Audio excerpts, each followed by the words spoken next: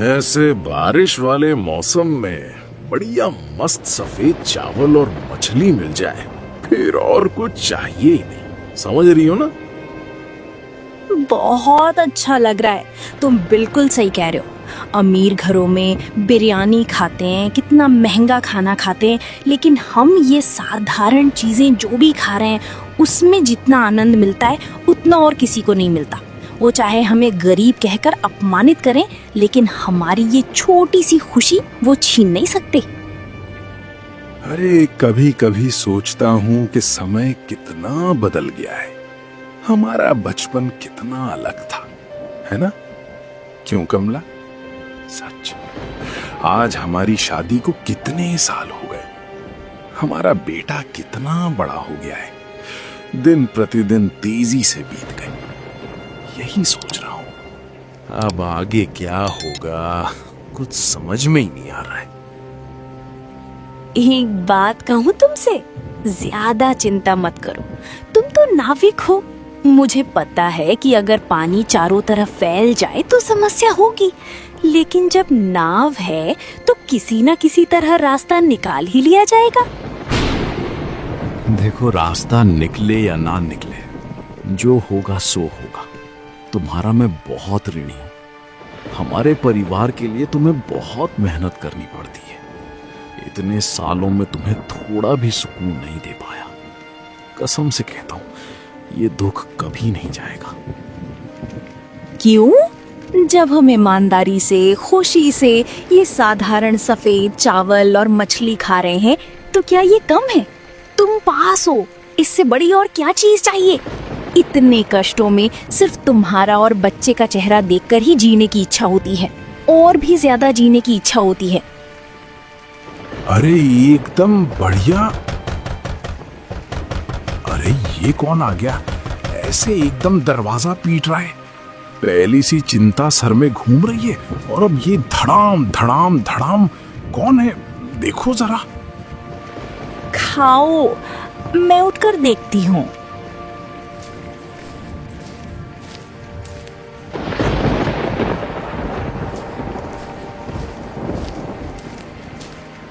क्या गोपाल दा, तुम?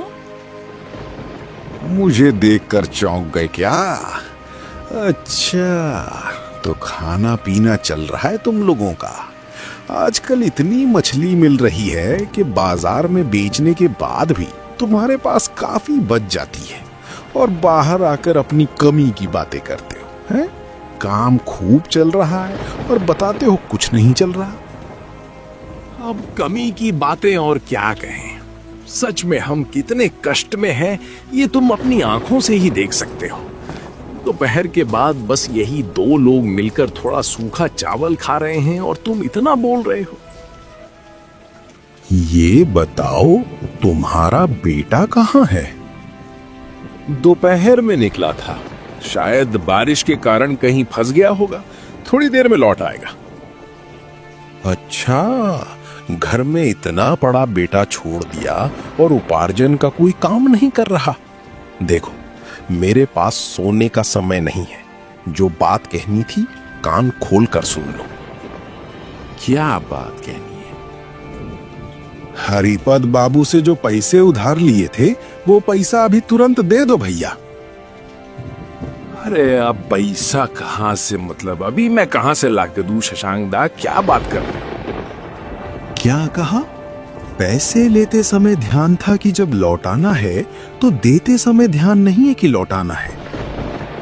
क्या दादा, क्या कह रहे हो? हम पैसे जुटाने की कोशिश कर रहे हैं। जैसे ही पैसे जुटेंगे कुछ दिनों में दे देंगे। अब समय नहीं दिया जाएगा।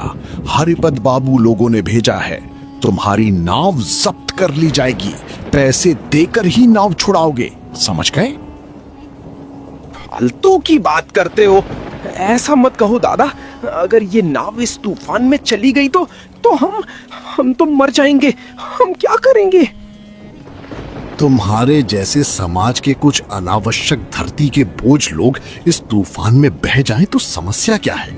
ये तो अच्छी बात है। तुम्हारे मरने से हमें कोई फर्क नहीं पड़ता। बात करते हो, पैसा लेकर लौटाते नहीं हो।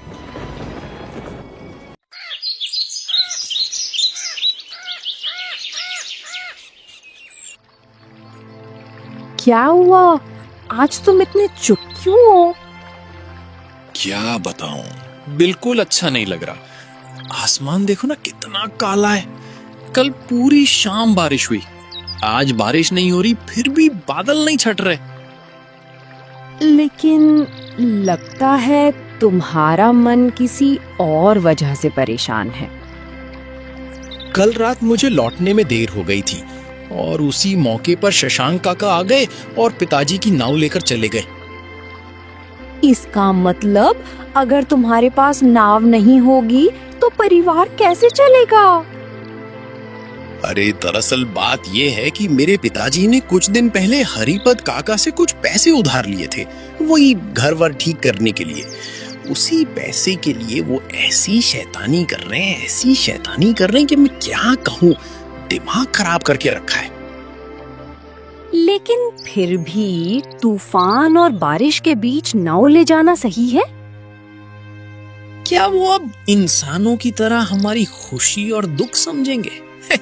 वो तो हमें इंसान ही नहीं समझते, वो तो हमें धरती का बोझ मानते हैं। लेकिन इसका मतलब ये अन्याय कभी भी स्वीकार नहीं किया जा सकता।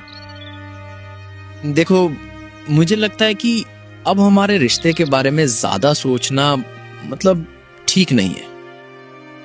इसका मतलब तुम क्या कह रहे हो? देखो, मैं तुम्हें हमारी कमी वाली जिंदगी में ले जाकर तुम्हें और दुख नहीं पहुंचा सकता। पूरा जीवन तो हमने संघर्ष किया है। अगर मैं वो दुख तुम्हें भी दूंगा तो खुद को कभी माफ नहीं कर पाऊंगा, समझो ना। तुम पागल हो गए हो क्या? क्या मैं तुम्हारे घर पैसे और संपत्ति के लिए आई हूँ? हमारे बीच जो प्यार है वही रहेगा, इसलिए इन चीजों के बारे में बिल्कुल मत सोचो, ठीक है? अब मेरा मन अच्छा नहीं है, बाद में तुम्हारे साथ बात करूंगी।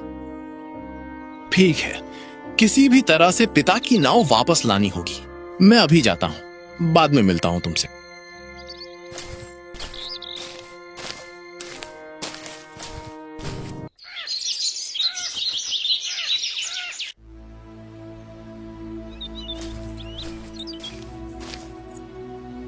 तुम दिन ब दिन इतने कठोर क्यों होते जा रहे हो? अच्छा, इसका मतलब क्या है? हैं? अचानक से दोपहर में ये क्यों बोल रही है कि मैं बड़ा कठोर हो गया हूं? तुम्हें क्या लगता है, क्या मुझे कुछ पता नहीं चलेगा? तुम गांव के साधारण लोगों की चीजें पैसे उधार देने के बहाने हड़प रहे हो, इसका तुम्हें कोई ख्याल है? ओहो, हाँ हाँ हाँ हाँ। तो क्या अब इसके लिए मुझे जवाब देना होगा तुम्हें, हैं? मेरे पास नहीं, ऊपर वाले के पास तुम्हें जवाब देना होगा। जो लोग इतनी मेहनत करते हैं, पैसे पैसे को मोहताज हैं और अपनी जिंदगी चलाते हैं और साथ में तुम्हारा उधार भी चुकाते हैं, उनका गला काटते समय तुम्हें थोड़ा सोचना चाहिए। मैं उन गरीब भिखारियों के लिए सोचूं? तो कभी नहीं। सोने के अंडे देने वाले हंस का गला काटते हैं तुम्हारे जैसे मूर्ख। जो लोग तुम्हें आज इस स्थिति में लाए हैं, उनके ऊपर जो अत्याचार कर रहे हो, वो दिन दूर नहीं जब वो सब उठकर तुम्हारे खिलाफ विद्रोह करेंगे। इसके अलावा तूफान और बारिश में वो किस कष्ट में हैं, इसका तुम्हें कोई अंदाजा है? देखो, कान के पास ज्यादा चिल्लाने मत आओ। अगर तुम्हें उनका इतना ख्याल है तो तुम उनके पास जाओ। फालतू की बात करती हो। तुम ये मुझे क्यों कहते हो? क्यों कहा? सुन नहीं पाई क्या? इतनी बड़ी हवेली में इतना विलासितापूर्ण जीवन बिताने के बाद अगर तुम्हें सड़क के लोगों के लिए चिंता होने लगे ना, तो यूं समझ लेना कि तुम्हारी इस घर में कोई जगह नहीं है। बात करती हो। ठीक है, तुम रहो अपनी इस हवेली के अहंकार के साथ। अगर तुम्हारी जमींदारी और ये घर सब खत्म नहीं होते तो मैं अपना नाम बदल दूंगी।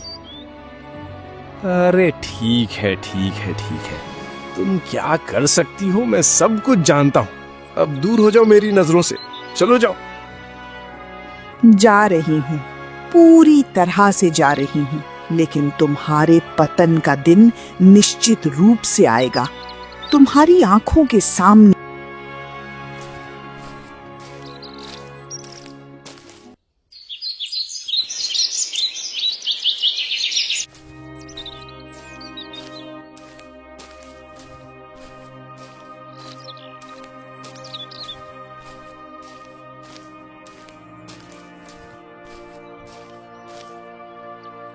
आप कौन हैं? घर में कोई बड़ा है क्या? ये शायद नाविक का घर ही होगा। हाँ, मेरे पिता गोपाल जी नाविक हैं। अब पिता घर पर नहीं है। हरिपद बाबू के लोग आ गए और मेरे पिताजी की नाव लेकर चले गए, इसीलिए पिता पैसा जुटाने गए हैं। माँ घर पर है। रुकिए, ए माँ, देखो देखो, एक अनजान महिला आई है। सुनिए ना, आप अंदर आइए, अंदर आइए।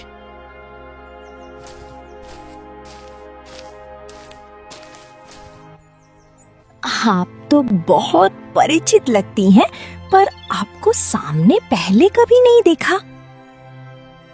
दरअसल बहुत कष्ट के बाद आई हूँ, और शर्मिंदगी इसलिए है कि आपकी नाव उनके हाथ चली गई है।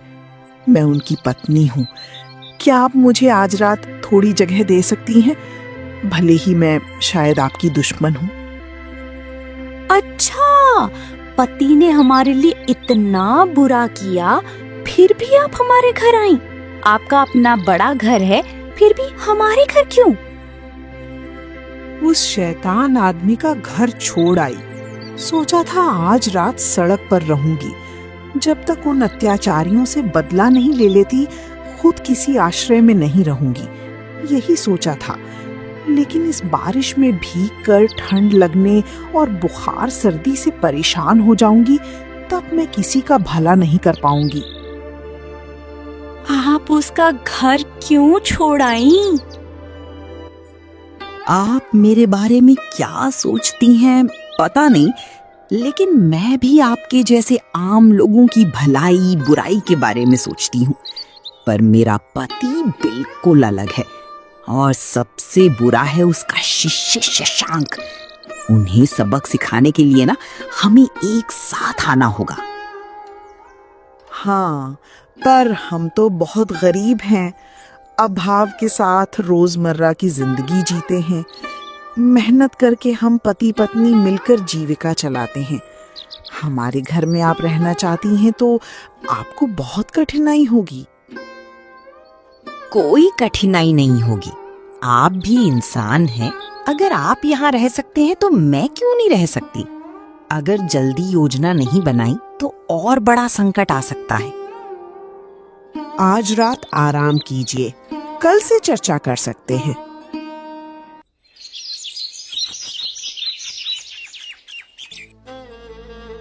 देखो, इस एक रात में आपके घर रहकर मैंने बहुत कुछ जाना और समझा। क्या समझा आपने? हमारे दुख कष्ट कुछ समझ पाई? जीवन भर उस बड़े घर के विशाल महल में रहकर मैंने महसूस किया कि वास्तव में गरीब लोगों की जिंदगी नहीं समझी जा सकती, और इसलिए मैंने तय किया कि गांव के साधारण लोगों के लिए कुछ करूं। लेकिन आपकी मदद के बिना ये संभव नहीं। हम कैसे मदद कर सकते हैं? देखो, नाव चली गई, फिर भी यहाँ पानी में छोटी छोटी मछलियाँ मिलती हैं।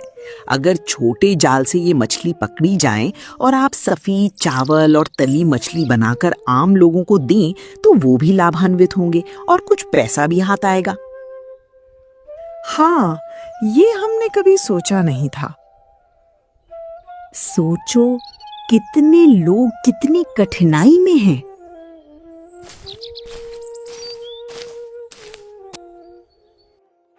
पिताजी ने सारा जीवन बहुत मेहनत की है, अब ये जिम्मेदारी मैं लूंगा। सच में? तुम जिम्मेदारी लोगे बेटा? तो झंझट खत्म। अगर हम चारों मिलकर शुरू करें तो गांव के लोगों के लिए बहुत मदद होगी। लेकिन क्या हमारी नाव हमें कभी वापस मिल पाएगी? धीरे धीरे अगर गांव के सभी लोगों को हम लाभ पहुंचाएं और अंत में अपनी टीम में शामिल कर लें तो सब मिलकर विरोध कर सकेंगे, और अगर सब मिलकर विरोध नहीं करेंगे तो उन्हें कभी हराया नहीं जा सकेगा। ठीक है, तो वही करेंगे, हम शुरू करेंगे। पर देर नहीं करनी चाहिए। साधारण लोगों की समस्या बढ़ रही है, लोग सड़क पर नहीं निकल पाएंगे, इसीलिए अभी से कुछ करना होगा। मैं तैयार हूँ। पिता के साथ मैं अभी मछली पकड़ने जा रहा हूँ। आप चावल का इंतजाम करिए, मैं आता हूँ।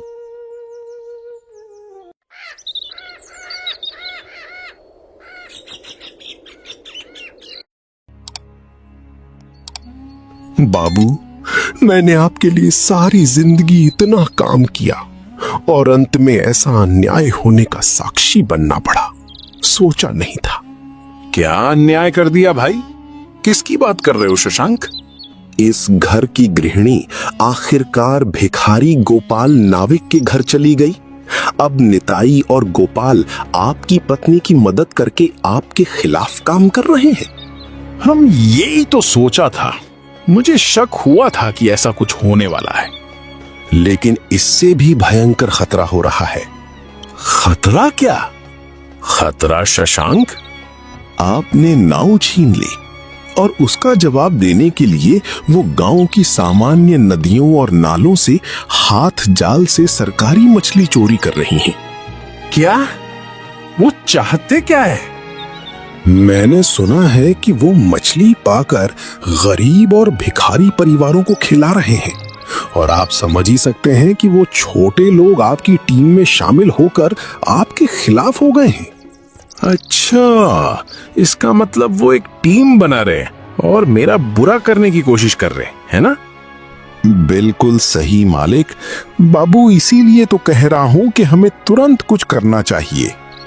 हम क्या करना चाहिए? क्या करना चाहते हो ये बताओ। अगर आपकी अनुमति हो तो मैं तो ऐसा काम करूंगा कि वो आपके सामने सिर झुकाएं और आपको माने। तुम्हें अनुमति है शशांक। अपनी बुद्धि और शक्ति लगा दो। वो मेरे सामने सर झुकाएं और 2 दिन के अंदर जाओ।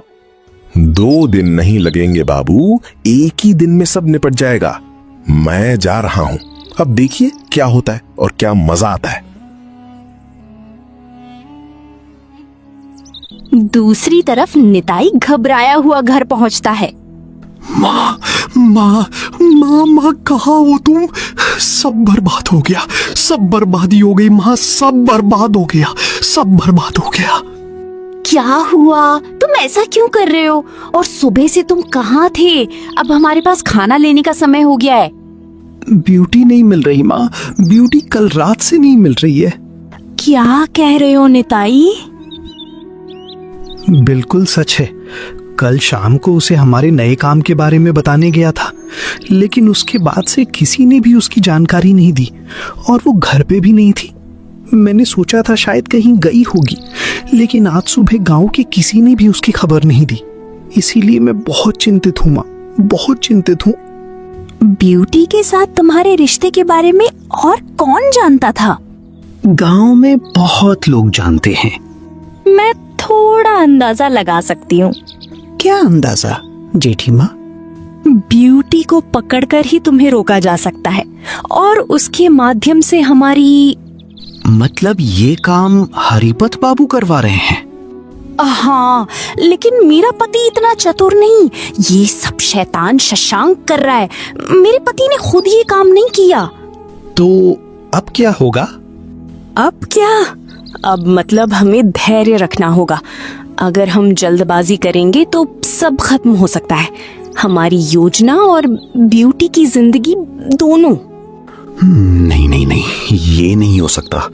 मैं बहुत गुस्से में हूँ। ये झंझट हमारे लिए नहीं है, लेकिन ब्यूटी को बीच में क्यों ले आए वो? ये तो हमारे और उनके बीच का था। ब्यूटी को क्यों बीच में लेकर आए? यही तो शैतानी है। ठीक है, मैं देखती हूँ कि क्या किया जा सकता है। अब चलो काम पर लगते हैं। जितना संभव हो लोगों को एक जगह इकट्ठा करना होगा।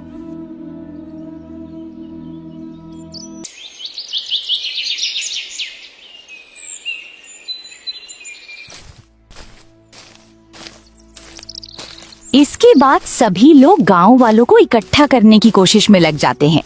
तभी वे लोग रमेन मास्टर मसाई के पास पहुंचते हैं।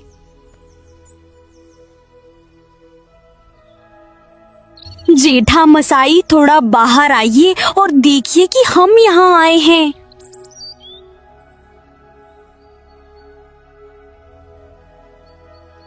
मैंने सुना है कि तुम गरीब लोगों को खाना दे रही हो, लेकिन ये कि तुम उस बड़े घर की पत्नी होकर इन आम लोगों के साथ मिलकर हमारी बातों पर विचार करोगी, ये कभी सोचा नहीं था।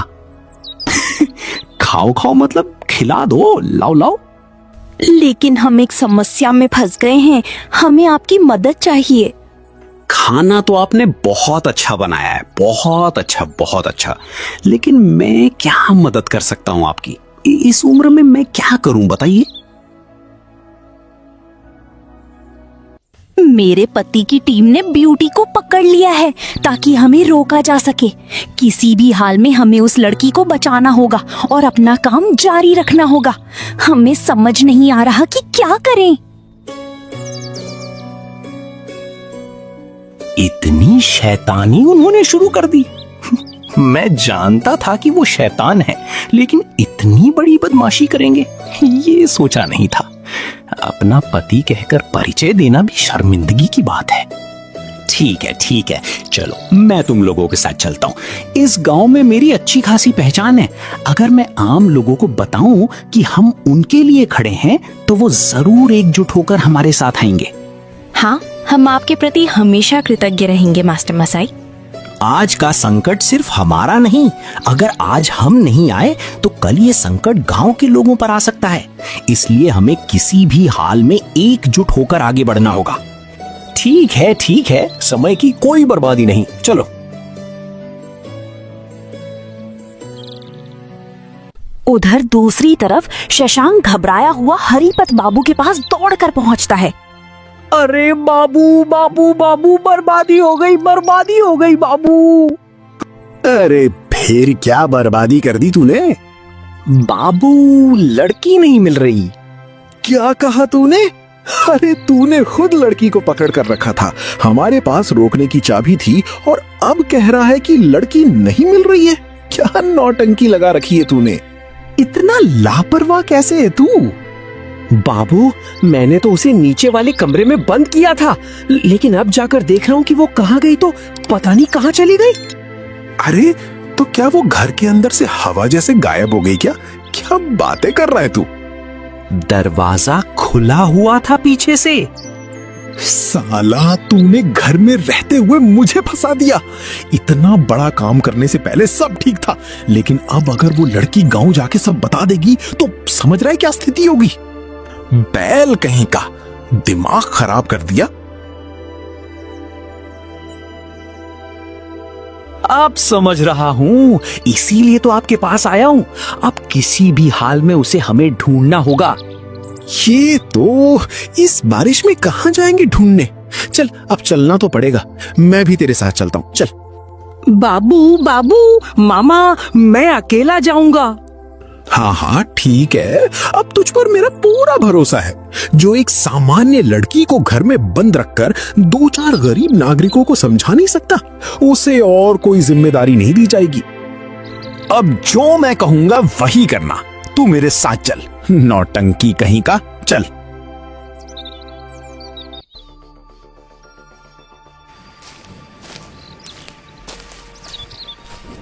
हरिपत बाबू और शशांक लड़की की तलाश में निकल पड़ते हैं।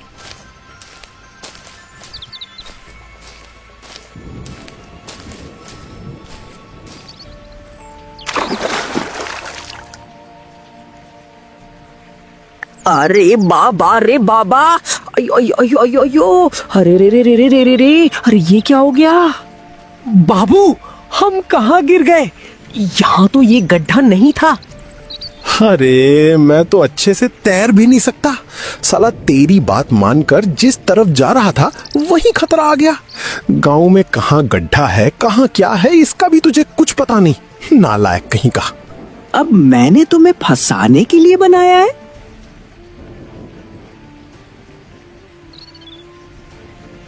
तभी वहां कुछ लोग आ जाते हैं।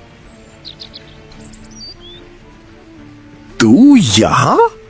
तभी भीड़ में से आवाज आती है, सिर्फ मैं ही नहीं, पूरा गांव इकट्ठा हो गया है।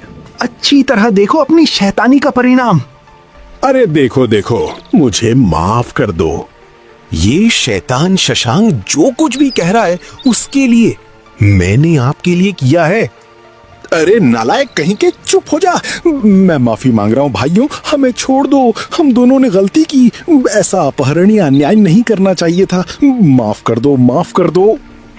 भीड़ में से एक आवाज आती है, पहले किसी असहाय इंसान की नाव छीनना, फिर आम लोगों की चीजें छीनना, थोड़े पैसे उधार देना और फिर लोगों को फंसाने की चाल चलना, ये तुमने बहुत अच्छा किया। हाँ हाँ, मानता हूँ कि हमने गलती की और उसके बाद भी मैंने अपनी पत्नी की बात ना सुनकर उसे घर से निकाल दिया और अंत में संभालने में नाकाम होकर ब्यूटी का अपहरण किया। लेकिन उसे नुकसान पहुंचाने का मेरा कोई इरादा नहीं था। माफ कर दो। इस गांव में तुम्हारी कोई जगह नहीं होगी। नाव, घर, पैसा सब छोड़कर चले जाओ और अगर नहीं गए तो इसी गड्ढे में तुम्हें दबा देंगे, समझ गए? अरे नहीं नहीं नहीं, हमको माफ कर दो, माफ कर दो। हम मरना नहीं चाहते, बेहतर है हम चले जाएंगे। लेकिन क्या तुम मुझे कभी माफ नहीं करोगे? हे पद्मा, क्या तुम यही चाहते हो? ये बताओ। तुम्हारा न्याय इस गांव के लोग करेंगे, जो वो कहेंगे वही होगा। जब मैं तुम्हारे घर से चली आई थी तब कम से कम मन में आशा थी कि तुम बदलोगे और हम फिर एक हो सकेंगे। लेकिन अब जो हुआ उसके बाद मैं तुम्हें अपना पति नहीं कह सकती। मैं तुम्हें त्यागती हूँ। अगर तुम यहाँ से नहीं गए तो हम वो करेंगे जो रास्ता हमें रमीन मास्टर मसाई ने दिखाया है, और मेरा शेष जीवन तुम्हारे द्वारा इन लोगों से छीनी गई संपत्ति और पैसे गांव वालों को बांटने में लगेगा, ताकि गांव का विकास हो। ठीक है, ठीक है, हम जा रहे हैं। हमें माफ कर दो। शेष जीवन हम भिखारी की तरह सड़क पर बिताएंगे। तुम देखोगे कि किसी का नुकसान करने से किसे नुकसान होता है। खुद को। ऐसा किसी के साथ मत करना, मत करना। इसके बाद हरिपत, बाबू और शशांक गांव छोड़कर चले जाते हैं। पद्मा, निताई, गोपाल और गांव वाले मिलकर गांव के विकास का काम आगे बढ़ाते हैं। यहीं पर कहानी समाप्त होती है। जो व्यक्ति दूसरों का हक छीनता है और अन्याय करता है, अंत में उसे अपने कर्मों का फल अवश्य मिलता है। वहीं जो लोग एकजुट होकर सत्य और न्याय का साथ देते हैं, वे अंततः सफल होते हैं।